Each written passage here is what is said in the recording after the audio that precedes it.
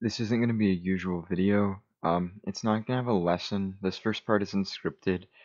It's not an adventure or anything that I really want to share, but I feel like I should share this. It's a rambling from, well, somewhere inside me. I'm not exactly sure when I wrote this. It was earlier this year. My girlfriend gave me a typewriter. I kind of went crazy typing on it for a while. This was one of the things I typed. It's a collection of ideas, I guess, that had been running around in my brain for quite a while, as you'll see. And so it's not as organized as my usual thing, as I never really intended to make it into a video, and this will just have the one image. So it's really just a reading of an essay that I wrote that is probably incoherent to just about everyone, but if it's something you'd be interested in hearing, I'll read it. So here it is. On first glance, it may seem like the main difference between a human and a ghost is that one is real and the other is not. Perhaps another thought would be that ghosts could pass through walls. Sometimes I wish that it were in fact ghosts that were real instead of humans. When I was a teenager, I first conceived of the idea that I wanted nothing more than to be a number. If I could be like a ghost and simply pass through life without any solid ties, I would take that opportunity with almost no hesitation. I wish that I could see new people every day and not be stuck in the same circles.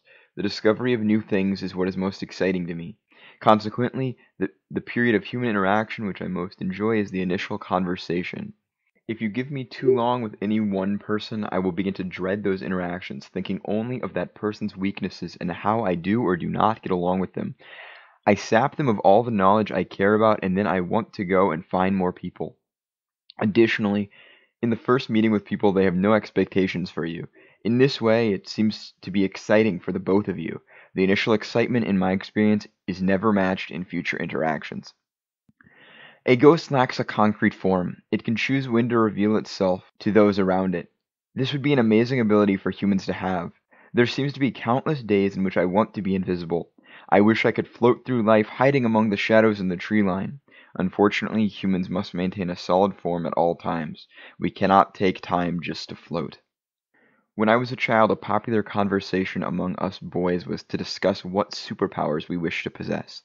Usually things like flight and super strength were go-to answers, probably given to inflate the expected sense of masculinity. Without fail, I gave the answer of stopping time. When the other boys probably pictured some Superman-esque world where they would swoop in and save the damsel, I was concerned already with the imagined societal pressures placed on my brain. I dreamt of stopping time because it would allow me to just sit and escape. With the ability to escape the constant motion of life, I believed I could ease my nervousness. I tried to explain this feeling to my peers, but they seemed to fail to grasp it. In many ways, a ghost's power of fluid existence is analogous to stopping time for itself. This, combined with a desire I had in my teenage years of blending in, hopefully makes my seemingly ghastly wish more coherent. I believe that it is likely almost every teenager develops the desire to blend in. I certainly gave the mentality a go. In doing so, I realized I could not shake the feeling of being an outsider looking in. Every action seemed fake, every simple thing, such as my outfits, felt forced, and it made every action seem noticeably more difficult. As I was experimenting with these everyday challenges, I began to formulate a solution. At the time, I called it being a number. I realized if I could just exist for the sake of existing, then things would be so much easier. At the time, I had dreams of moving to a big city, where I would not know a single individual. If the city was large enough, I could conceivably encounter new people every day. There would be no expectations and no relationships to maintain. I could go about my life in a rather robotic fashion. Everyone else seemed to have already found. Unfortunately, it now seems such a life would be impossible. Even in a big city, there are circles of people who you will repeatedly encounter. Your coworkers, for example, represent a group that you will be forced to spend scheduled time with each day. It is also likely that these people will develop expectations around you. You will be forced to see them every day, even if you are feeling particularly crummy or defeated. At 17, I was not considering things like this. My desire for a mechanical life was only to give a formulaic layout, something so that I could follow a series of steps, and no matter how brain dead I was, things would still get done.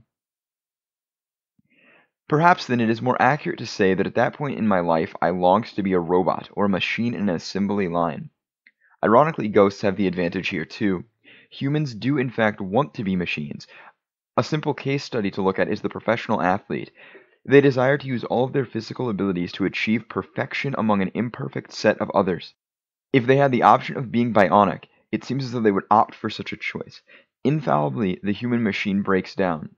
The years of life tick by, the expiration date on a can of food, and as the date comes closer and closer, the gears, pulleys, and belts crack, break, and snap.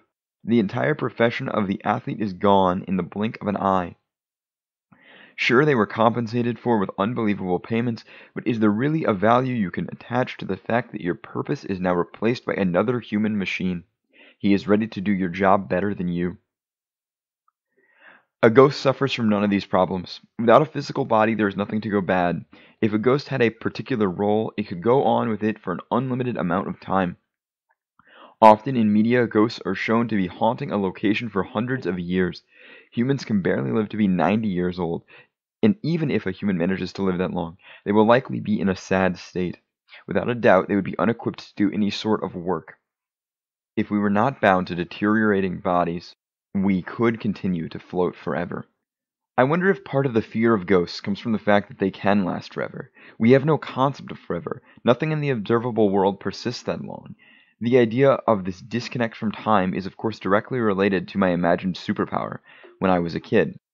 I have always been fascinated by the passage of time and the breaking down of what I see around me. That certainly frightens me now, maybe even more than it did as a kid. To double back on the idea that people desire to be machines, this has always baffled me for a different reason. Seeing as we are not ghosts, why would people want to waste their limited time alive doing things which will leave them feeling empty when they are unable to complete them due to failing physical abilities caused by natural aging? It was actually this exact series of thoughts which began to make me pivot away from my want to move through life as a number. I became scared that my entire life would contain no contributions to the world, which could also be achieved by the next person to move into my position in life. In effect, I realized the difference between humans and machines is that humans have the ability to be unique. Every machine is manufactured to do exactly the same job, while humans are never exactly alike to their parents or peers. I did say that humans simply have the ability to be unique, and many seem not to realize this at all. Somehow it seems I could present people with all the information above and they would still opt out of being a ghost because of some superficial reason like ghosts are scary, or some such empty rebuttal. All the while they keep toiling away copying data across Excel spreadsheets or moving boxes across a warehouse. They would fail to grasp that their nightly complaints of strained eyesight or aching backs are a product of the machine they call their bodies breaking down. Even when presented with the facts, they would rather continue with what they know. We seem to hopelessly squander the things that separate humans from other living things.